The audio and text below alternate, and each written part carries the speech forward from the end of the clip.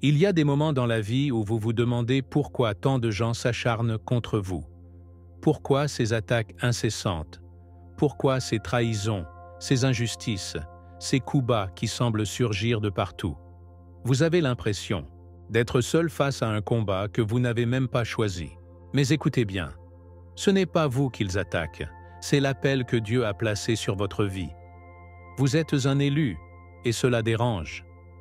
Les ténèbres ne supportent pas la lumière, et plus vous avancez dans la volonté divine, plus les attaques deviennent intenses. Mais ce que vos ennemis ignorent, c'est qu'en s'en prenant à vous, ils signent leur propre perte. Leur chute est inévitable, et Dieu ne permettra pas qu'ils vous détruisent. La Bible est claire. Ne touchez pas à mes oints, et ne faites pas de mal à mes prophètes. Psaume 105, 15. Pourtant, certains croient qu'ils peuvent vous nuire sans en subir les conséquences. Ils complotent, calomnient, tentent de vous faire tomber. Mais ils ne réalisent pas qu'ils sont en train de défier des forces bien au-delà de leur compréhension. Leur malveillance va se retourner contre eux. Il existe une loi spirituelle immuable.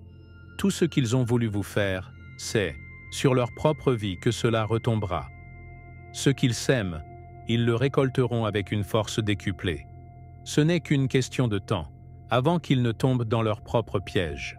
Et vous, avez-vous déjà ressenti cette oppression, cette sensation d'être la cible d'attaques injustifiées? Sachez que vous n'êtes pas seul. Aujourd'hui, nous allons plonger dans les Écritures pour comprendre ce qui se passe réellement. Dans le monde spirituel, quand un élu est attaqué, nous allons révéler pourquoi leurs plans échouent toujours et comment Dieu ajuste le compte de ceux qui osent toucher à ses enfants. Restez bien jusqu'à la fin, car ce que vous allez entendre pourrait bien être la réponse que vous attendiez depuis longtemps. Avant d'aller plus loin, écrivez dans les commentaires « Dieu combat pour moi ». Montrons ensemble que nous sommes des élus et que rien ne pourra nous arrêter. Et surtout, abonnez-vous à la chaîne et activez les notifications pour ne manquer aucun enseignement qui changera votre vie. Ce que nous allons voir aujourd'hui pourrait bien être la clé de votre délivrance. Quand une personne attaque un élu de Dieu, elle ne réalise pas qu'elle ne s'oppose pas simplement à un être humain, mais à des forces bien au-delà de sa compréhension. Ce n'est pas une simple rivalité terrestre, c'est une guerre spirituelle où le ciel lui-même prend position. La Bible est claire, nul ne peut toucher à loin du Seigneur sans en subir les conséquences. Psaume 105, 15. Lorsqu'un élu est ciblé, ce n'est pas lui qui est réellement en danger, mais celui qui pense pouvoir se dresser contre lui sans subir de représailles. Les adversaires se laissent guider par leur propre arrogance, croyant que leurs attaques resteront impunies, mais ils ignorent qu'ils défient en réalité l'ordre divin établi. À travers les Écritures, on voit comment ceux qui ont tenté de renverser des hommes de Dieu ont fini par être engloutis par leur propre méchanceté. Pensez à Pharaon, qui, par orgueil, a poursuivi le peuple élu, croyant pouvoir le détruire. Son sort fut scellé au moment même où il s'éleva contre les desseins divins. Les ennemis d'un élu croient souvent qu'ils mènent une lutte ordinaire, basée sur des stratégies humaines, des manipulations et des attaques visibles. Pourtant, ce qu'ils ne comprennent pas, c'est que l'élu n'est jamais seul. Dieu place une muraille de protection autour de ceux qui marchent sous sa grâce. L'histoire de Daniel en est une preuve vivante. Jeté dans la fosse aux lions à cause des manigances de ses adversaires, il n'a pas été touché. Mais ceux qui avaient comploté contre lui, ils furent dévorés dès qu'ils tombèrent dans le même piège qu'ils avaient tendu. Cela montre une chose. Les élus ne combattent pas leur bataille avec des armes physiques, mais avec la foi et la justice divine. Leurs ennemis ne réalisent pas qu'en s'en prenant à eux, ils ne font que signer leur propre perte. Ils se condamnent eux-mêmes en défiant les forces supérieures qui veillent sur ceux qui marchent dans les voies du Seigneur. Il y a une raison pour laquelle les élus ne tombent pas sous les coups de ceux qui les persécutent. Ils sont sous la couverture de la grâce divine. Jésus a dit « Dans le monde, vous aurez des tribulations, mais prenez courage, j'ai vaincu le monde. » Jean 16:33. Cela signifie que les attaques peuvent survenir, mais elles ne prévaudront jamais contre un enfant de Dieu. Les adversaires peuvent conspirer, mentir, essayer de nuire de toutes les manières possibles. Mais à la fin, leur force s'épuisera, tandis que celle de l'élu se renouvellera continuellement. L'histoire de Joseph est un parfait exemple. Ses frères l'ont vendu, pensant l'anéantir, mais Dieu a transformé cette trahison en élévation. Joseph est devenu gouverneur, et ceux qui l'avaient méprisé ont dû s'incliner devant lui. Voilà comment fonctionne la justice divine. Ce qui est conçu pour détruire un élu devient, par la main de Dieu, un tremplin vers sa destinée. Ce que les ennemis des élus ignorent souvent, c'est que leurs attaques déclenchent une réaction céleste. Lorsqu'un enfant de Dieu est touché, le ciel lui-même réagit. Il n'y a pas une seule prière d'un juste qui tombe dans l'oubli. Tout est enregistré. Chaque larme, chaque soupir, chaque injustice subie. Dieu a dit « À moi la vengeance, à moi la rétribution ». Deutéronome 32-35. Cela signifie que personne ne peut semer la destruction dans la vie d'un élu sans récolter en retour les conséquences de ses propres actes. Ceux qui croient qu'ils peuvent oppresser un enfant de Dieu sans en subir les conséquences finiront par être pris dans le filet de leur propre méchanceté. Ce n'est qu'une question de temps avant que leur arrogance ne les conduise à leur chute. L'histoire nous montre que personne ne peut se dresser contre un élu sans en payer le prix. Les puissants de ce monde ont essayé à maintes reprises d'éteindre la lumière de ceux que Dieu a choisis, mais ils ont tous échoué. Jésus lui-même, bien que persécuté, crucifié, mis dans un tombeau, a triomphé de la mort. Cela prouve que lorsqu'un élu est attaqué, il ne tombe jamais. Il se relève plus fort, plus puissant, plus ancré dans sa foi. Et ceux qui ont cru pouvoir l'écraser réalisent trop tard qu'ils ne faisaient que creuser leur propre tombe. Car s'en prendre à un élu, c'est s'en prendre à Dieu lui-même. Et qui peut lutter contre Dieu et en sortir vainqueur? La réponse est simple: personne. Ce que beaucoup ne réalisent pas, c'est que l'énergie que nous émettons ne disparaît jamais. Elle revient toujours à son point d'origine, souvent amplifiée. La Bible nous enseigne ce principe spirituel. Ne vous y trompez pas. On ne se moque pas de Dieu. Ce qu'un homme aura semé, il le moissonnera aussi. Galates 6-7. Lorsqu'un ennemi envoie de la haine, de la jalousie ou de la malveillance à un élu, il pense pouvoir blesser, affaiblir ou même détruire cet enfant de Dieu. Mais ce qu'il ignore, c'est que cette énergie négative ne fait que suivre une trajectoire de retour. Il suffit d'un peu de patience, car tout ce qui est envoyé contre un élu revient avec une intensité bien plus grande sur celui qui l'a initié. C'est la loi spirituelle du boomerang. Ce que tu lances dans l'univers finit toujours par revenir entre tes mains, que ce soit une bénédiction ou une malédiction. Les Écritures sont pleines d'exemples où les plans des méchants se retournent contre eux. Pensez à Aman, qui a construit une potence pour faire pendre Mardochée, Esther 7-10. Au final, c'est lui-même qui a été pendu à cette même potence. Ce principe est universel. La fosse que les ennemis creusent pour un élu est celle dans laquelle ils finiront par tomber. Ceux qui répandent des mensonges sont tôt ou tard pris dans le piège de leurs propres paroles. Ceux qui tentent de nuire à un enfant de Dieu verront leur propre vie se désintégrer sous le poids de leur méchanceté. Ce n'est pas une superstition, mais un ordre spirituel immuable établi par Dieu. On peut essayer de l'ignorer, mais on ne peut pas y échapper. C'est pourquoi la sagesse biblique enseigne de toujours semer le bien, car c'est la seule façon de récolter la paix et la prospérité. L'un des aspects les plus puissants de ce principe est que l'élu n'a même pas besoin de riposter. Il n'a pas besoin de répondre aux attaques, de rendre le mal pour le mal ou de chercher à se venger. Dieu lui-même s'en charge. L'histoire de David illustre parfaitement cela. Saül l'a poursuivi sans relâche, cherchant à le tuer, mais David a refusé de lever la main contre lui, malgré les nombreuses opportunités qu'il avait de se venger. Il a compris une vérité essentielle. Laisse à l'Éternel le soin de te venger. Proverbe 20-22. Et c'est exactement ce qui s'est produit.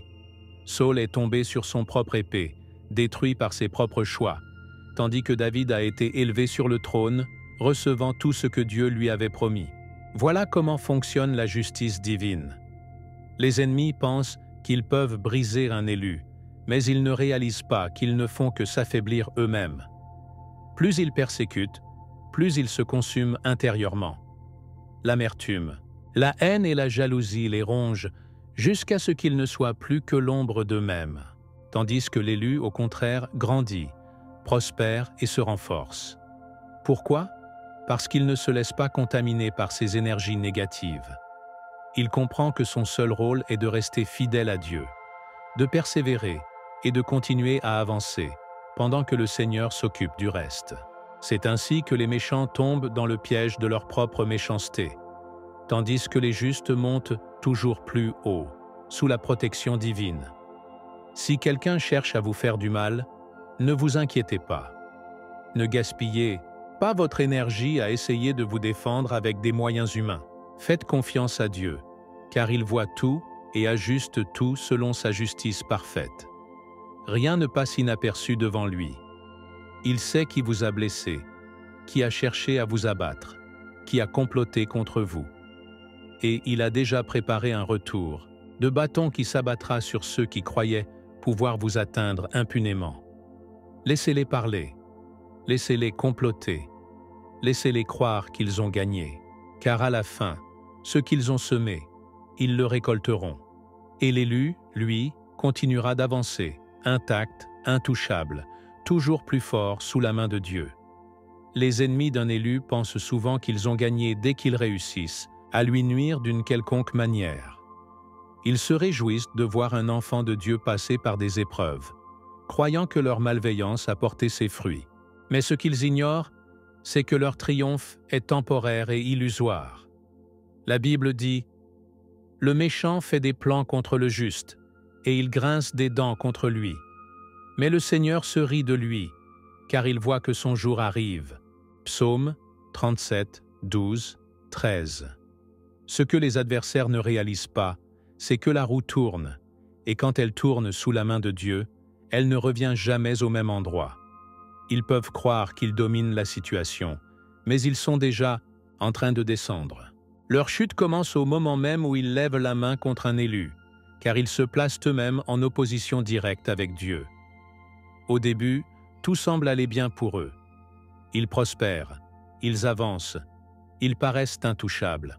Ils affichent leur succès avec arrogance, convaincus que leurs actions ne porteront aucune conséquence.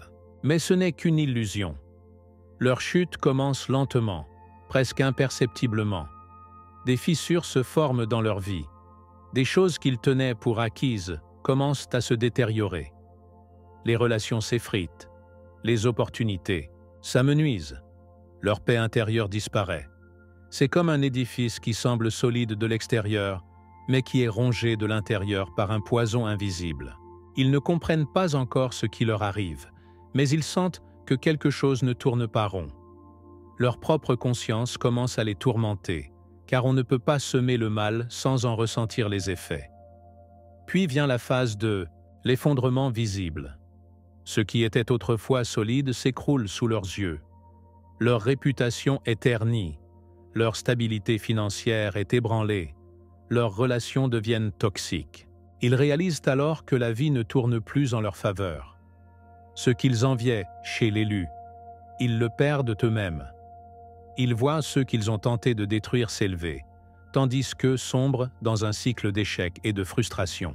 La Bible dit « Le Seigneur renverse les projets des nations, il anéantit les desseins des peuples. » Psaume 33, 10. Aucun plan contre un élu ne peut aboutir, et ceux qui tentent de le faire paient un prix élevé.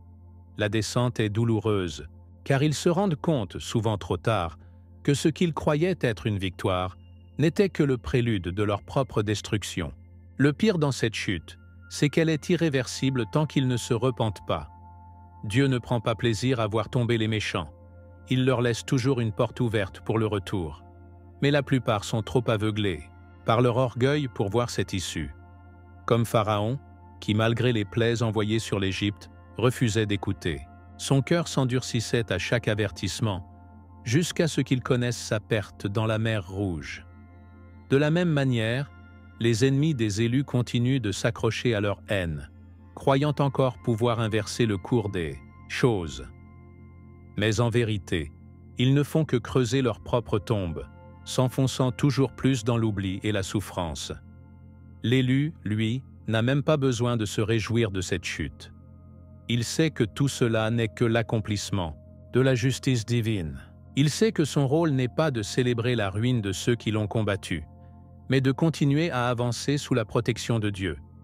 Car pendant que les ennemis s'écroulent, l'élu est restauré, fortifié et propulsé vers sa destinée. C'est une vérité immuable.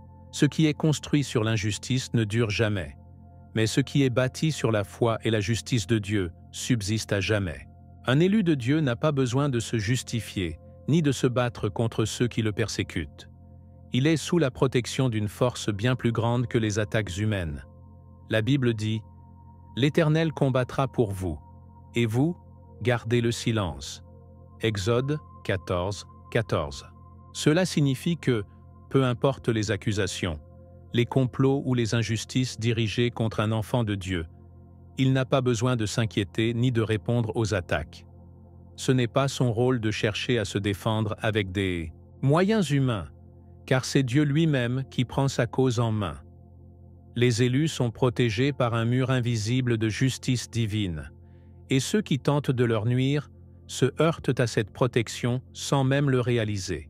Voilà pourquoi tant de plans contre les enfants de Dieu échouent sans explication logique.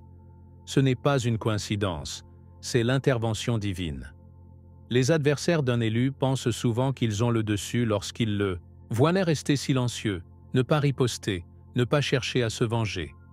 Ils interprètent cela comme de la faiblesse, mais en réalité, c'est la manifestation d'une force spirituelle immense. Jésus lui-même n'a pas répondu aux accusations lorsqu'il a été jugé injustement. Pilate s'étonnait de voir quelqu'un garder un tel calme face aux mensonges et aux calomnies. Mais Jésus savait que la vengeance appartenait à Dieu, pas aux hommes. L'élu comprend cela. Il sait que ce n'est pas à lui de chercher à rendre justice, mais de rester fidèle, car Dieu voit tout et agit en son temps. Chaque calomnie, chaque attaque, chaque injustice subie par un enfant de Dieu est enregistrée dans le ciel, et un jour, ceux qui ont levé la main contre lui devront répondre devant le juste juge.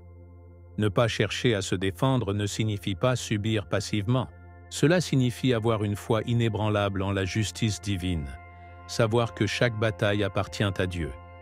Pensez à Joseph. Ses frères l'ont vendu comme esclave, pensant se débarrasser de lui. Mais il n'a jamais cherché à se venger.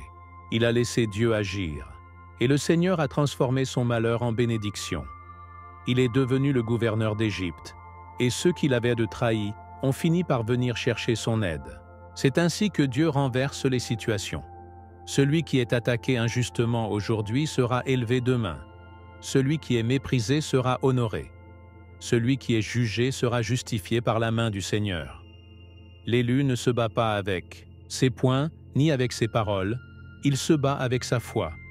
Les ennemis ne réalisent pas qu'en s'attaquant à un élu, ils s'attaquent à Dieu lui-même. C'est pour cette raison que leur chute est inévitable. Ils pensent que leur méchanceté restera impunie, mais ils découvrent tôt ou tard que la justice divine est inévitable. C'est une loi spirituelle. Ce qui est semé doit être récolté. Et tandis que l'élu garde le silence et reste fidèle, ses ennemis s'autodétruisent, pris au piège de leur propre haine. Ils se consument de l'intérieur, rongés par leur jalousie et leur frustration. L'élu, lui, avance, prospère, et voit la main de Dieu le protéger à chaque étape de son chemin. Alors si vous êtes attaqué, calomnié, trahi, ne cherchez pas à vous défendre par vos propres forces. Laissez Dieu être votre bouclier. Levez les yeux vers le ciel et sachez que chaque larme versée, chaque douleur subie, chaque injustice endurée est vue par celui qui rend justice à ses enfants. La victoire ne vient pas de la riposte, elle vient de la foi inébranlable en celui qui combat pour vous. Restez ferme, car ce que Dieu a prévu pour vous, personne ne pourra l'arrêter. Dans ce monde, rien n'échappe à la justice divine. Tout ce qui est fait dans l'ombre finit par être exposé à la lumière. C'est une vérité inébranlable. Dieu ajuste toujours l'équilibre, même si cela ne semble pas immédiat. Car la vision est encore pour un temps fixé, mais elle parle à la fin et ne mentira pas. Si elle tarde, attends-la, car elle s'accomplira. Habacuc 2, 3. Les méchants prospèrent un temps. Ils rient, ils se croient invincibles. Mais ce qu'ils ignorent, c'est que leur sort est déjà écrit.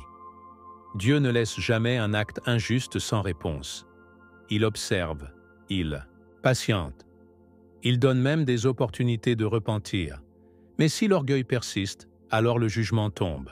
L'univers, dirigé par les lois divines, s'assure toujours que tout rentre dans l'ordre selon la volonté de Dieu. Ceux qui s'attaquent à un élu croient souvent qu'ils échappent aux conséquences de leurs actes. Ils continuent, pensant que leur malice restera impunie.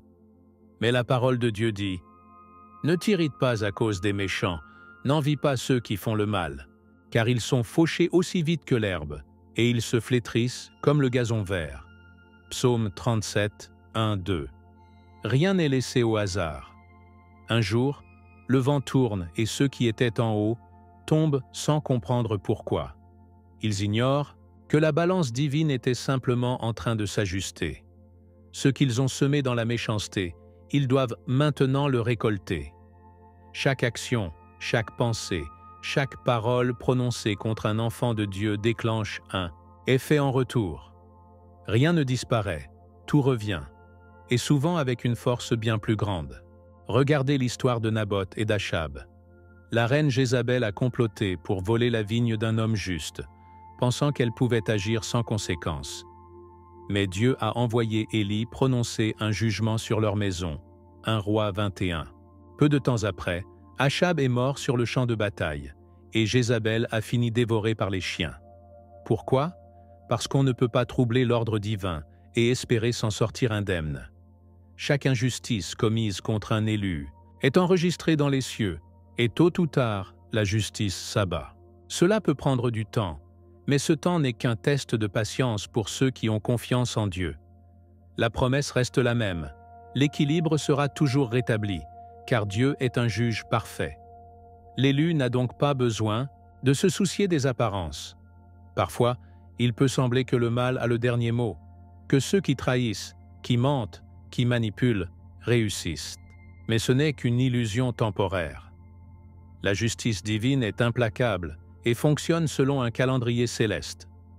Ceux qui font le mal construisent leur propre prison, un piège dont ils ne pourront s'échapper.